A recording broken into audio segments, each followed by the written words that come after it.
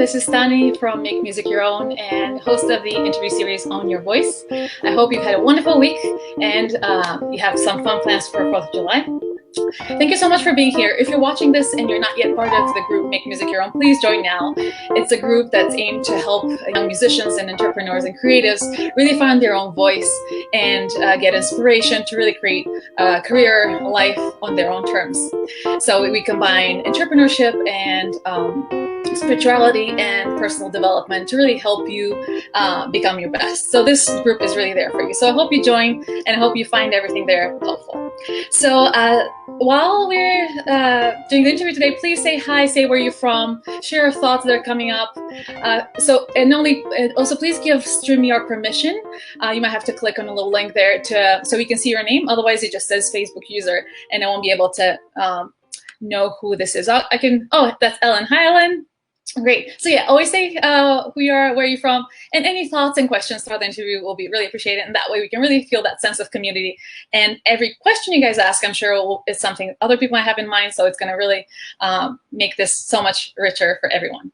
So today is such an exciting episode. I'm so thrilled to have this guest today, Jennifer Rosenfeld. She's a brilliant business coach for musicians. I personally have learned so much in the little time I've worked with her. And she's actually the inspiration behind this group, Make Music Your Own, and this interview series. So she's really brilliant and she's helped so many musicians find a career on their own terms. And she's helped them to be financially successful and happy making money as a musician, which is something I believe all of us strive for. So today's episode is called Finding Stability, Financial Stability during Unstable Times.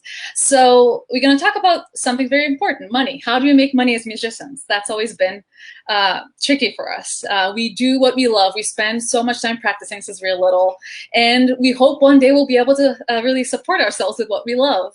But as we know, that's not often the case. So Jennifer is here to give us a lot of great tips and advice how we can really reach our dreams and be empowered with making money doing what we love. So without further ado, I'll welcome Jennifer Rosenfeld. Here she is. Hello. Thank you so much, Stani, for having me. Thank you for being here. It's so wonderful. It's such a treat. So for those of you who don't know, I already gave a little introduction, but could you tell us more about your background, your story, and how you got to where you are today? Absolutely. So I have been coaching musicians on their careers for over 10 years, which is kind of crazy. I never ever thought that this was a job. You know, if I thought about when I was in college and what career options were, this was not something I even knew about. I'm just very fortunate for how things worked out. Sort of where my story began was I co-founded a company called 𝙗𝙤𝙥𝙮 right when I graduated from college with my best friend from high school. And we were both musicians and just sort of looking at how can we find a way for us to contribute our skills and our knowledge to this industry. And what we discovered was that, you know, so many musicians receive excellent artistic training in school, but there are a lot of gaps as far as, you know, how to pursue a career. The professional skills tend to be missing. And initially we thought, oh, it's just young artists who are missing these essential skills. But what we found is that, you know, many of the clients we ended up working with were much older than us, and they had been successful professionally, but they still had not done the thing they really wanted to do. Like the big dream hadn't been fulfilled yet, and they weren't sure how to do that. So we began coaching them on how to develop those skills in order to be more self-empowered. Because I think a lot of musicians go into this field and perceive it as an environment of other people need to give us permission to do what we want to do. And the skill set around being entrepreneurial or around saying, you know, I want to do this thing, I'm going to make it happen on my own, is kind of not a behavior that was taught or recommended. And we're seeing a change in that now, which is fantastic. So that's sort of what I've been doing. And over the last year or so, I've really focused on helping musicians create highly profitable teaching and coaching businesses online as a pathway to be more empowered financially and also to sort of like win back your time and allow yourself to have the life that you want. So that's sort of what my world looks like. I'm also writing a musical and sort of striking that balance for myself as well. That's so awesome. And yes, and for those of you who might know, Jennifer is a pianist. That was her major in college, right? And quick question, when you started with your friend, what were you envisioning for the future? Is that what you were doing now? Is that where you wanted to get to, or what were you thinking? What were you envisioning at the beginning? The thing about business is there's so much, in business, they talk about the word pivot, which is you try one thing and then you realize, nope, that doesn't work. I'm going to go in another direction. So we experienced so much of that. And in fact, the thing that started us off on our journey was that we won second place in a business plan competition at Tufts University, where my business partner went to school. And the idea that we won the prize in the competition with, once we got out of school and started pursuing that, we felt like, oh, this isn't going to work. No one's, listening to us. We wanted to work with arts organizations to help them reach younger audiences through social media, which now it seems obvious, but in 2009, that was not a thing on anyone's radar. So, no, I mean, I never thought that the business would even exist after a year. We didn't know much about any of that. So the fact that for me, it was a 10-year journey running that company was totally unexpected. And it took us in so many directions that were not anticipated. So definitely did not have the roadmap to this point from the beginning. So you figured it out as you went. It was. Oh, yeah. And that's also great that you guys were your own bosses. So you had that freedom to take the time, to as much time as you needed, and really to go with your own pace. That's yeah. And so can you tell us where you are now? You're no longer with 𝙗𝙗𝙥𝙮, correct? Well, I stepped down from running the company. I've wanted to have more time to focus on my artistic projects. And I'm still very, very close with Julia and Lisa and Sarah, everyone involved.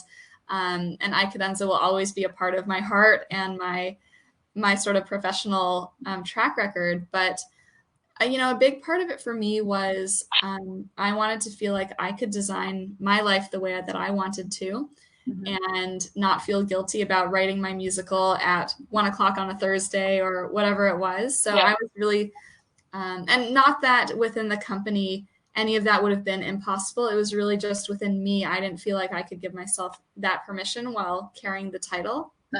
So that was part of it. I wanted to have more control over my time. And I also realized, I'm so grateful that I have the skills to work on an artistic project that doesn't make money.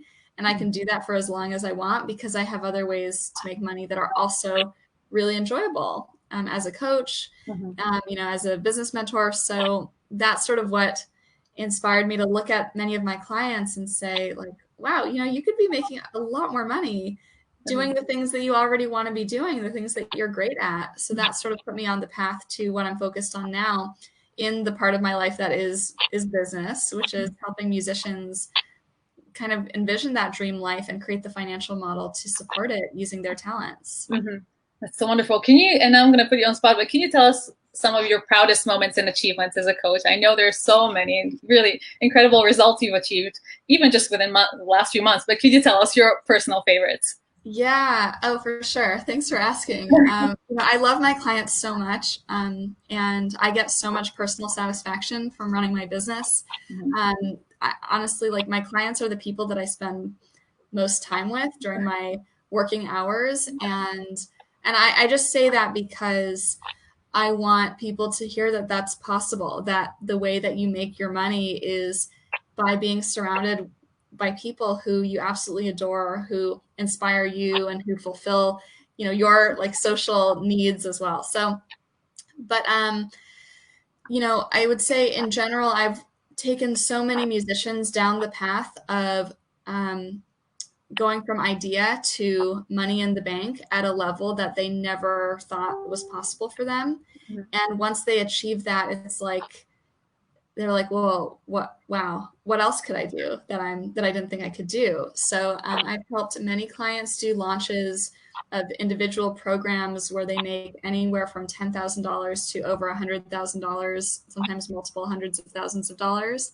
I recently calculated that my cumulative client earnings for the first half of this year are over $1 million.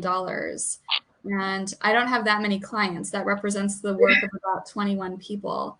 So, you know, I've helped clients make more money in a single program launch than they earn in their full-time salary. I've helped clients make more money after the pandemic hit than they would have made if their gigs had not been canceled.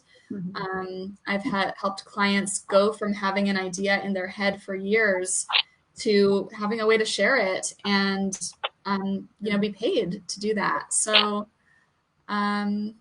yeah, it's been really transformative. I love helping people make money, but it's about so much more than the money when it comes down to it. Absolutely. Yes. And so we clearly have problems as musicians. We spend so much time learning our craft, you know, since 3 years old, 5 years old, we spend so much time every day of our life, almost, we spend practicing at least a couple of hours a day. We spend so much money on education. Why is it with the years throughout centuries, how come we haven't built an infrastructure where at least the majority of musicians were paid what they deserve to make a living without having to, you know, struggle, hustle, do gigs, and, you know, play until you're 73 because you just have to make money? Why is that? Why is it just now that we're starting this conversation? Well, you know, I think there are examples from history of musicians who were highly entrepreneurial and took things into their own hands, all of that. But I think, you know, over the last 100 or so years, our industry has become very institutionalized. You know, most of the power is concentrated in large institutions, whether it's higher education or performing arts organizations where there are effectively power brokers. That's sort of the way 20th century sort of worked, where certain people in positions of power give you permission to do what you do and get paid for it. So I think it's created a culture among musicians where musicians tend to be very approval seeking and sort of like, it's me being me expressing myself, me having my own feelings or desires is less important than doing the things that look appropriate to get me the job. So I think that's sort of been the mental environment that we're in. But the thing is, you know, I think any of us in the arts know this in our heart, that like we're talking about music, creative expression. These are some of the most powerful forces in the universe, like truly. You know, any of us, like I've had so many life-changing moments being in the audience or performing where it just felt like something much bigger than me was happening, and I felt tapped into that. And if we feel called to be in the arts, we have like some kind of access to that bigger thing.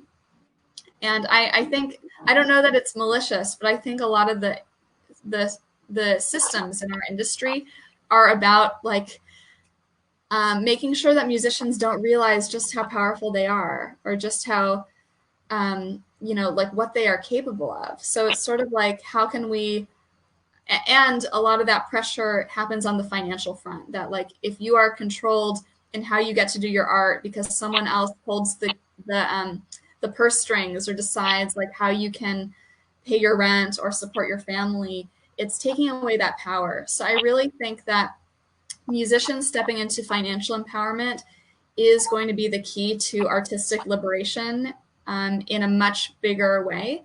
If a musician can decide, I don't need to say yes to working with this institution, I don't need to stay in that job, I can do things on my own, I can support my family, and I can, you know, say what I want to say creatively. So that's what I want to see happen in our world, and I think it's starting to. Absolutely, yeah. And yeah, you can imagine, even in this crisis, as terrible it's been these last couple of months, you see a lot of musicians, whether they're concert performing like Marta Argerich or any of the big names or younger musicians, we find ourselves with so much time on our hands and actually a lot more freedom. Even, yes, financially things have been unstable for everyone, but you see what musicians are doing, and they sit at home and work on pieces they've been wanting to practice all their lives. They were so busy playing concerts, they could never really do what they wanted to do. So I heard stories from so many musicians who started like writing. They never had time to write before. So in a way, everyone became much more creative and tapped into that place you're talking about, that place of want. What do I want to really give? What is my best that I can deliver? That's not dependent on money. And absolutely. So, you know, it's like so many of I work with a lot of high level performers, whether they are touring artists or soloists or members of orchestras. And I think sort of like the secret thing that they don't often admit is like many of them want to perform less than they do. You know, it's like performing 80 plus, 100, 130 dates a year, that takes so much out of you. It is so hard to do anything else. And most musicians, there's something bigger creatively that they want to be pursuing, and they haven't, like, their successful life prevents them from going there. Yeah, that's huge. What do you think are some mindset shifts or principles that we need to adopt to really get into that as an industry, maybe on a bigger level? What can we do to really move that direction? I mean, you're such a great example because you're leading all your clients, and you're such a great example to help us get there. But on a bigger level, to really change the industry worldwide, what do you think needs to happen? Can we all do? I think a big one starts around money. So, most humans have a complicated relationship with money. It's hard to avoid that. Yeah. But also, most humans don't have an awareness that they have beliefs around money that are standing in the way of them earning more. Mm-hmm. And there are so many wonderful books and resources out there that can be totally life-changing once you notice, wow, I've held these beliefs around what it would mean for me to make more money, and now I realize how I could never possibly make more if I'm holding on to those beliefs. So I think all of this also ties into the fact that in classical music, there's this dichotomy where this is a very expensive art form to produce, to achieve mastery in, mm-hmm. To have an instrument. It's a very high cost art form. And also at the same time, there is this belief, which I think there's some truth to it, that the world does not value it. That it's harder and harder to fill like the seats at a concert hall, or it's harder and harder to sell subscriptions, or society does not value arts education, and it's not in the schools anymore.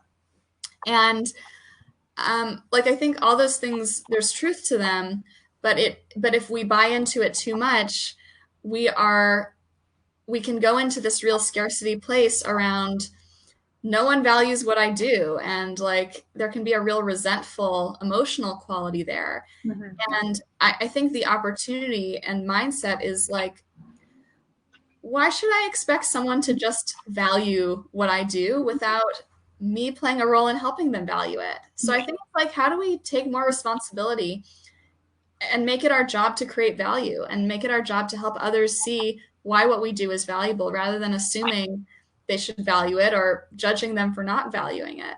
So I think like a lot of the things that I would hear from musicians earlier on in my career, I still hear it sometimes, is like, my work should speak for itself. I don't want to like promote myself because that's gross and someone else should do it for me when they are good at that. And I just think that whole attitude is basically saying, I'm not going to take the time or the effort to help someone value what I do because they should value it. And that's just not how things work. I think it's really condescending to just assume people automatically value what we do. Yeah. So yeah, around money and around how we relate to value, I would say are the two biggest mindset shifts that I would like to see happen. So if you're watching right now and you're wondering, okay, what can I do to really step in to feel more financially empowered? We talked about like changing your beliefs, really do maybe just like a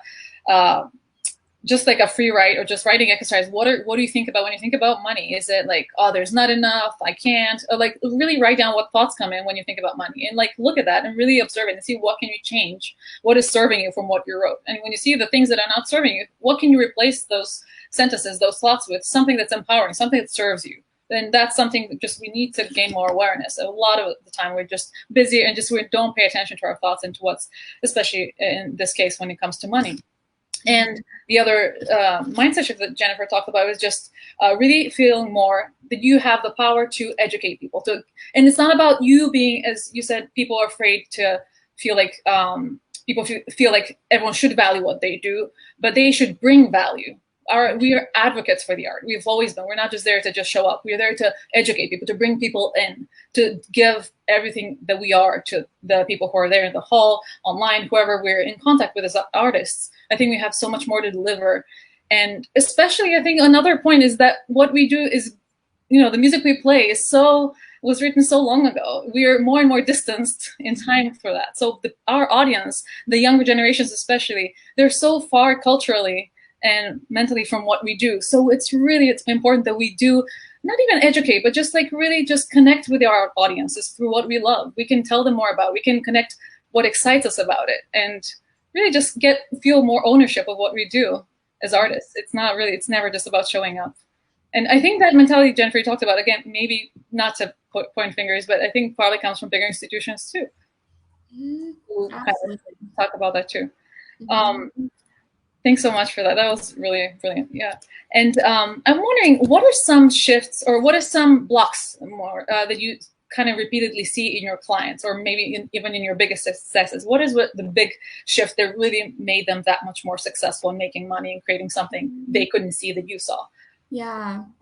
I'll speak to that in just a second. One thing I just want to add on to like what you were saying around money and like going through your mindset and all of that, you know, for like one of the things, and this is actually related to what you just asked around like one of the big shifts, is like having a level of reality with your financial situation. So I know a lot of musicians who avoid looking at their bank account because they're afraid to see what it says or what's in there or what's not in there. And if we want to create more money, we need to face the reality of our situation. And that means looking at how much money we have, looking at how much debt we have, not with any judgment or making it mean, but just knowing what it is. And then being really clear about how much money do we need to be making. Looking at like creating a budget, looking at our spending history, looking at how much would I love to have to spend, whether it's putting it towards savings for a new instrument or for my child's education, or so that I can travel and go to a festival and, you know, not right now, or, you know, studying with this teacher or whatever it is, like having kind of that wish list of what we want to do financially.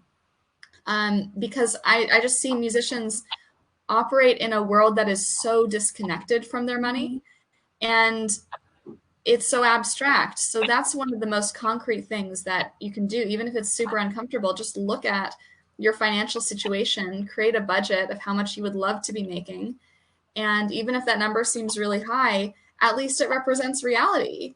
And that in itself is going to start to shift your mind towards your decision making and help you realize, wow, if I am working 60 hours a week at an effective hourly rate of $30 an hour, there's literally no way for me to make my financial goal and live a healthy life that would enable me to have. I guess I have to make some changes. You know, I guess I have to work less and charge higher rates. So I think accessing the reality of your situation is so important. And part of it too is a lot of musicians, a lot of people will sort of have like an upper limit on how much they think they are deserving of earning. You know, it might be like, well, I'm only making 40,000 now. That's not enough. But if I could be making 60,000, like that would be amazing. But the thought of earning more than that is like, no, like that's too much. That is greedy. Yeah. That is, you know, unethical. Yeah. So it's sort of like looking at that stuff too. So, but yeah. Are there any, I mean, you have business majors, so you know a lot about that. Maybe most, even people who are listening now, like, no. Are there any like easy online tools or something that could help somebody just make that process easier, simpler? I would say, well, a book that was really helpful for me, it's kind of business oriented, but it was a total game changer for me. And musicians are business owners, is the book Profit First.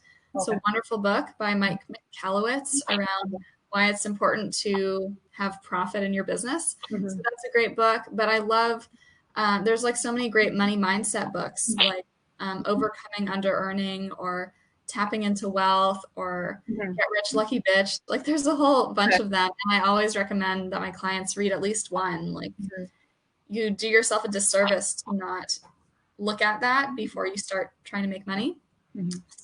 So yeah, that's a big thing, is just like looking at the reality of your situation, being honest about what you need to be making and what you want to be making, and allowing it to be okay for you to want what you want.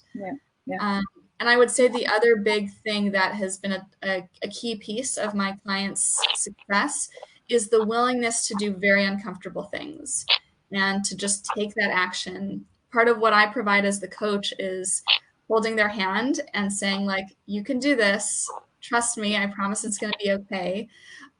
Just do these steps, because a lot of what it has taken for my clients to step into like making no money in their business to having, tons of people enrolled in their programs is having sales conversations or promoting themselves online or pitching. Like, these things are very uncomfortable, but if you do them, it leads to the result you want. So, Absolutely. yeah. Thanks. Well, I wanted also to ask you, in terms of what do you think so now there's clearly big shifts in the last few months. Everything's moved online. Courses, festivals, teaching, people are starting new businesses. What's your vision for the future? Do you think this will continue even if things get better within a year or two with COVID and things are, we are able to do things physically? Do you think that's going to stick, the online element, especially because this has been so profitable for so many musicians? And where do you see the future of the classical music industry in 5 to 10 years in terms of musician making money? Yeah, I mean, I really believe for all of us, there will always be a need and a desire for in-person music making, and I think we all miss that so much and feel a lot of loss around that. But I think the greatest financial opportunity that exists for musicians is not in performance, but in education. And I've stood by these views like long before the pandemic. I think it's risky to count on all your income from performance. I highly recommend that musicians have a diversified financial model. Mm-hmm. And education, I believe, is the best way for musicians to make money, because we are a field that values education. We're a field that is highly educated, and people spend money on it. Like, it's a fact. So a lot of the people that I work with were teaching online before the pandemic, and they had made that choice because they liked the opportunities it offered to them as far as accessing students beyond just in their geography, and also opening up teaching models that are actually more impactful and deliver more value to students while also reducing the amount of one-on-one time. Mm-hmm. So for my clients, I know for a fact they are not going anywhere when it comes to online. I've seen a lot of people use this moment to sort of take a step back and be like, well, what do I actually want my life to be like? Do I want the job that I had before? Was that working for me? So I think a lot of people are going to, if they hit upon something that is more fulfilling and, financially works for them and is enjoyable, I think people are going to think about it before automatically going back to what they were doing before, or they might tweak it or do it differently. And I truly believe that the future of education, or at least the future that I would like to help create, is one where teachers are more empowered to teach outside of institutions and create their own infrastructure for how they do it, which will open up more educational choice for students at a wider range of price points that I think can kind of reduce the debt load and like the crazy like financial burden that a lot of students going into higher education are going onto. So yeah, I don't know how the performance world is going to shift. I'm worried and really not sure, but I think there are going to be massive shifts in education in the coming years, where the power of the institution is going to diminish and the power of individual teachers is going to increase. And we've already seen, just like the classical music industry had problems before Corona, universities, big institutions had problems before Corona. They just really came in the forefront in the last few months. Yeah. So I absolutely agree with you that I see that shift too, where like really each musician is going to be like, I think the power of education is going to be in the hands of musicians, coaches, people like who bring something like personal and know who to connect to and really give them everything they need. Absolutely. What was my next? What are some things when you look at musicians online, or in general when you stumble on musicians who are not your clients? What is a general kind of thing you always see, like you wish people did more? Is there something that you'll kind of, I wish that person knew that more about, whether it's making money or just some kind of like strategic small shift that you wish more people were doing in music? That's a good question. I mean, I think, well, one thing that I wish people would do less is kind of the opposite is I think there's still a lot of judgment and shaming towards being in business or making money or charging whatever you charge in our field. There's a lot of that, which I think is just not helpful. Mm-hmm. And it sort of perpetuates scarcity. So that's something that I'm just not a fan of. You know, people are going to do what they're going to do. And I think what I'd like to see people do more of is, you know, like one of the things that I specialize in is helping musicians step into much higher pricing than they ever thought possible. And, you know, I feel very like I stand behind my choices there. And, you know, like I stand behind the choices that my clients make that feel right for them. And I think most musicians are just still not educated in how to do that and how to price based on their needs and what's going to make their life work and not what they think people can pay. Musicians are so service-minded and really looking to give back and provide access to people who can't afford, you know, whatever it is. And that is wonderful. It's one of the greatest things about our industry and the spirit of people who are in it. The problem is that I see so many musicians do that before their needs are met. So they're like giving, and they're like bleeding out financially or in terms of their health and well-being. So kind of like on the airplanes, like I'd like to see more musicians sort of put their own mask on first and really look at what does it mean for me to be healthy in my financial situation, in my life, in my relationships? How do I get that in place so that I can be in a better position to give back bigger, with more energy, with more health, once I have that taken care of. Mm-hmm. So crucial. Absolutely. Yes.